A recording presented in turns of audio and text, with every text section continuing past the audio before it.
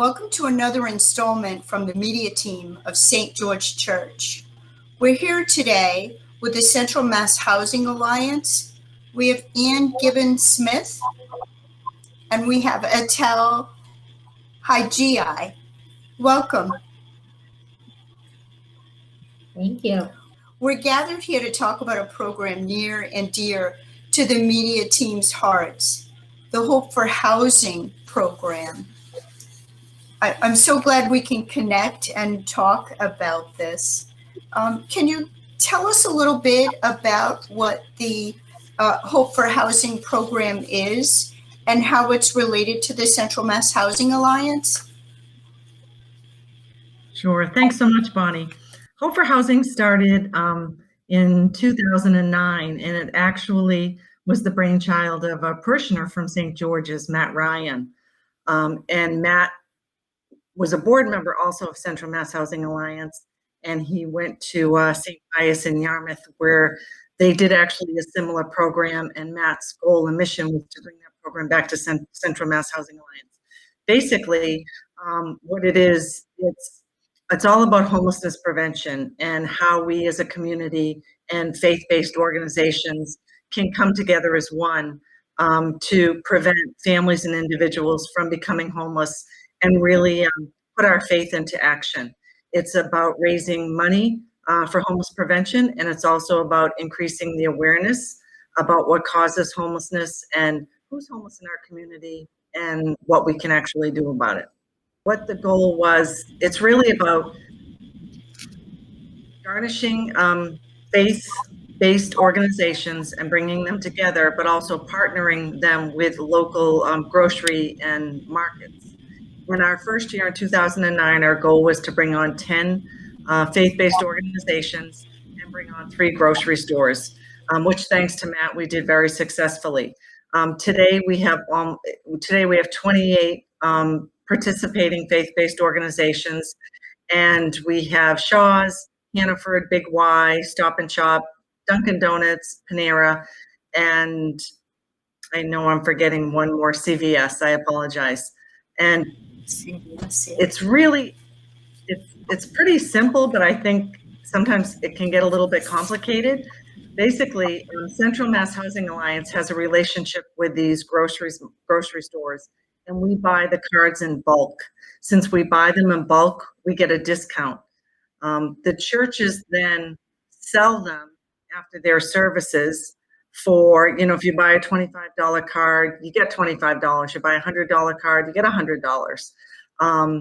And people take their cards home and they can go grocery shopping or go to CVS or Dunkin' Donuts and buy their weekly groceries or their medications or whatever. But the discounts that the grocery stores give us back, 100% of those discounts go to homelessness prevention. So it's really kind of like a win-win, let's be honest. I mean, everybody grocery shops every single week. We all go to the grocery store. It's just really about changing a habit, just remembering after service, oh, I'm gonna pick up a card because I'm gonna go Stop and Shop this afternoon. And just by doing that, you're making a difference in the community. And what's actually so wonderful about it is people are able to help out, and it doesn't cost them any more than it would if they were grocery shopping. So Sue and Dave are at our church after every Mass on Saturday and Sunday selling the cards. Can you help us understand how purchasing those cards directly helps the Hope for Housing? Sure. So the proceeds that we get from the sale of the cards, we use for homelessness prevention, and which can be somebody who is behind in their rent, so their rental arrears, somebody who might be behind in their utilities, somebody who during the cold winter months doesn't have oil in their tank and it can put fuel in their tank, and somebody who could have lost their apartment and it helps with first month, last month's security deposit. So I think Etel probably would have a story that she could actually share with you about somebody that we were able to assist because of Hope for Housing.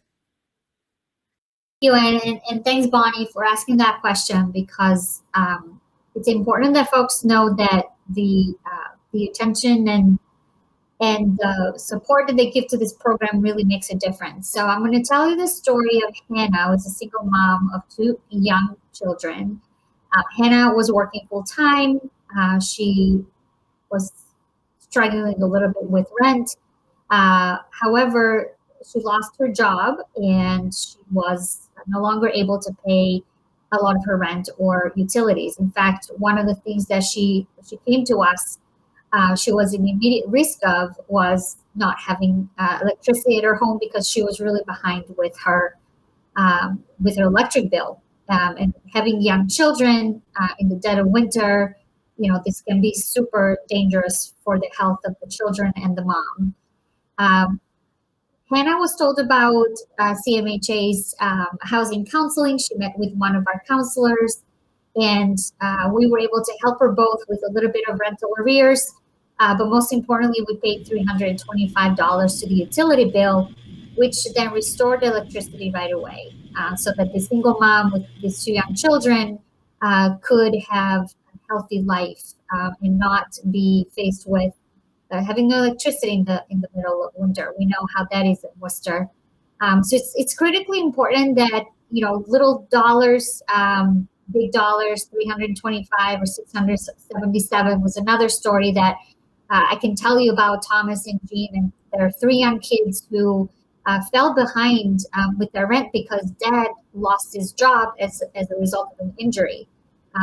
We've always heard that people are a crisis away from becoming homeless and losing their homes, and Thomas and Jean is a perfect example of that. We were able to pay $677 in rental arrears, so Tom, Jean, and the 3 young kids could keep their apartment until Tom and Jean could get back on their feet. So it goes without saying that these dollars really truly have a direct impact in the lives of a lot of members of our community that come to help. It's quite an unfortunate series of events that can happen to anyone if you lose a job or you can't afford the medical coverage.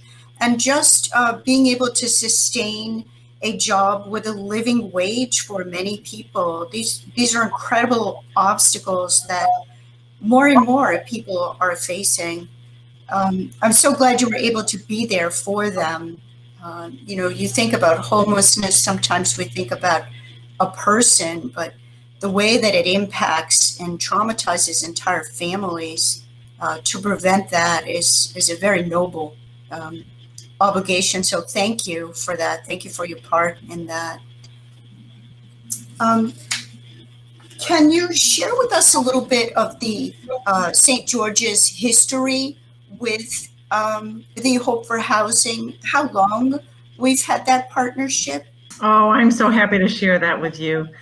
We've had that partnership since 2009. Like I said, this again was Matt Ryan's brainchild, and he was a parishioner of St. George's. And since inception of this program, we have distributed over $360,000 of homeless prevention dollars in Worcester and Worcester County, due to Hope for Housing. And honestly, it's because of parishioners at St. George's for buying the cards, and all the other churches that buy the cards on Sunday. We couldn't do this work without you. I do hope that as everyone returns post-COVID, that we can double the efforts of the purchasing of cards.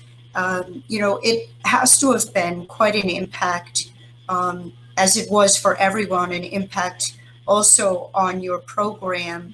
Are there changes that had to be made that were turned out in the long run to be betterments for the program that you'll keep moving forward? So honestly, this has been a really tough year. I think something that we always we've been saying over the year is, like, in a blink of an eye, anything and everything can change. And we are busier than we actually ever have been. Like Etel was saying, the need is great. We are seeing people who are coming to us that never even knew that we existed. We're fortunate that we receive dollars from the state and from the federal government to help with rental assistance. But what's wonderful about the Hope for Housing dollars is they're just so flexible and they're easy for us to use. We don't have to jump through hoops to use them. So we are just, I guess I don't even know where to go with this, to be honest with you. It's just, it's been a really, really difficult year. And honestly, my ask to St. George's and the amazing volunteers that you guys have is, you do such a great job selling those cards every single week. You have been so instrumental, but wouldn't it be amazing if we were able to increase that and get more parishioners from St. George's to come on board and to buy a card? Because again, they're going grocery shopping, they're going to CVS, they're spending the exact same amount of money that they would if it was coming out of their pocket at the store. But this is kind of a win-win. Not only they get to help somebody, and they're helping somebody literally in their neighborhood, maybe somebody they work with, probably somebody that they worship with, and probably definitely somebody who their kids might go to school with. Thank you, Ian. Thank you, Etel, for joining us today.